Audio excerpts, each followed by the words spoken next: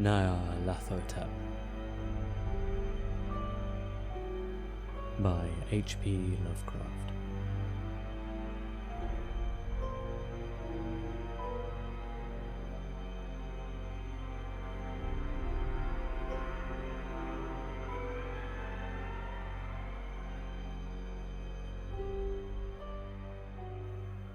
Nyarlathotep, the crawling chaos.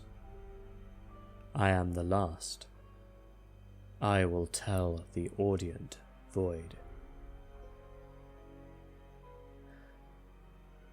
I do not recall distinctly when it began, but it was months ago. The general tension was horrible. To a season of political and social upheaval was added a strange and brooding apprehension of hideous physical danger. A danger widespread and all-embracing, such a danger as may be imagined only in the most terrible phantasms of the night. I recall that the people went about with pale and worried faces, and whispered warnings and prophecies which no one dared consciously repeat or acknowledge to himself that he had heard. A sense of monstrous guilt was upon the land, and out of the abysses between the stars swept chill currents that made men shiver in dark and lonely places. There was a demoniac alteration in the sequence of the seasons. The autumn heat lingered fearsomely, and everyone felt that the world, and perhaps the universe, had passed from the control of known gods or forces to that of gods or forces which were unknown.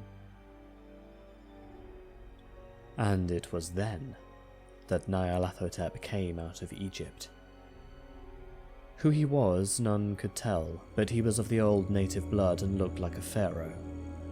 The Fellahin knelt when they saw him, yet could not say why. He said he had risen up out of the blackness of 27 centuries, and that he had heard messages from places not on this planet.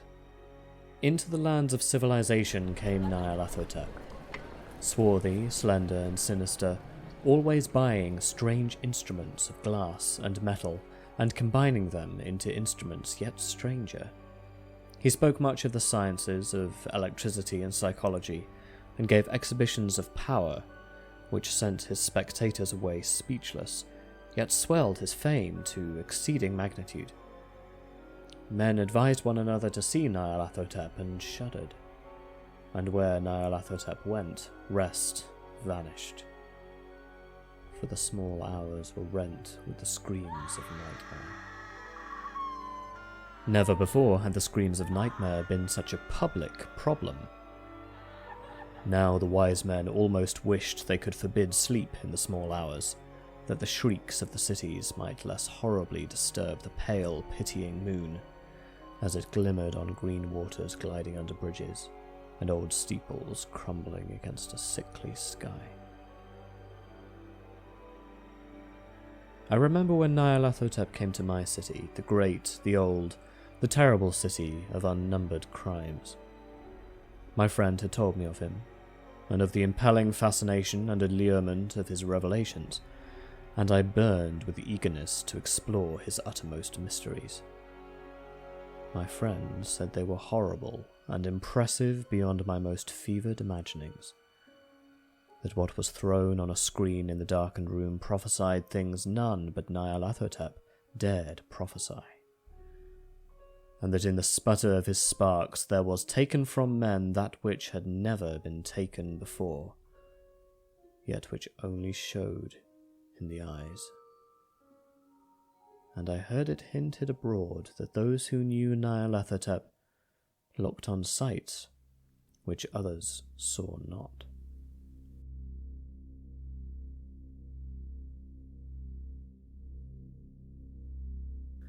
It was in the hot autumn that I went through the night with the restless crowds to see Nyarlathotep, through the stifling night and up the endless stairs into the choking room, and on a shadowed screen I saw hooded forms amidst ruins, and evil faces peering from behind fallen monuments, and I saw the world battling against a shadow, against the waves of destruction from ultimate space, whirling, churning, struggling around the dimming, cooling sun. Then the sparks played amazingly around the heads of the spectators, and hair stood up on end, whilst shadows more grotesque than I can tell came out and squatted on the heads. And when I, who was colder and more scientific than the rest, mumbled a trembling protest about imposture and static electricity, Nyarlathotep drave us all out, down the dizzying stairs into the damp, hot, deserted midnight streets. I screamed aloud that I was not afraid, that I never could be afraid, and others screamed with me for solace.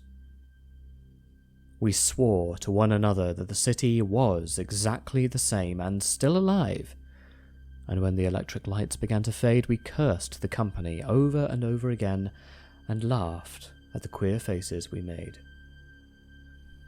I believe we felt something coming down from the greenish moon, for when we began to depend on its light, we drifted into curious involuntary formations, and seemed to know our destinations, though we dared not think of them. Once we looked at the pavement and found the blocks loose and displaced by grass, with scarce a line of rusted metal to show where the tramways had run. And again we saw a tramcar, lone, windowless, dilapidated, and almost on its side. When we gazed around the horizon, we could not find the third tower by the river, and noticed that the silhouette of the second tower was ragged at the top. Then we split up into narrow columns, each of which seemed drawn in a different direction.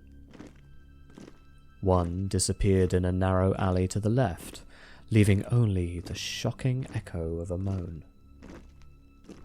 Another filed down a weed-choked subway entrance, howling with a laughter that was mad. My own column was sucked toward the open country, and presently felt a chill which was not of the hot autumn, for as we stalked out on the dark moor, we beheld around us the hellish moon glitter of evil snows. Trackless, inexplicable snows swept asunder in one direction only, where lay a gulf all the blacker for its glittering walls. The column seemed very thin indeed as it plodded dreamily into the gulf. I lingered behind, for the black rift in the green-litten snow was frightful, and I thought I had heard the reverberations of a disquieted wail as my companions vanished. But my power to linger was slight. As if beckoned by those who had gone before, I half floated between the titanic snowdrifts, quivering and afraid, into the sightless vortex of the unimaginable. Screamingly sentient, dumbly delirious, only the gods that were can tell. A sickened, sensitive shadow, writhing in hands that are not hands, and whirled blindly past ghastly midnights of rotting creation, corpses of dead worlds with sores that were cities, charnel winds that brush the pallid stars and make them flicker low.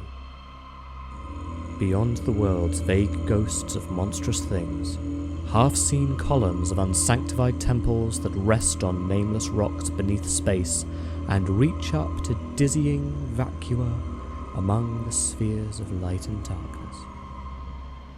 And through this revolting graveyard of the universe, the muffled, maddening beating of drums, and thin, monotonous whine of blasphemous flutes from the inconceivable, unlighted chambers beyond time.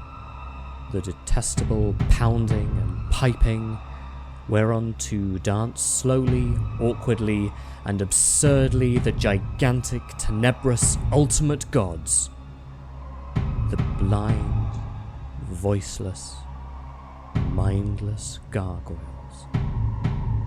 whose soul is Nyarlathotep.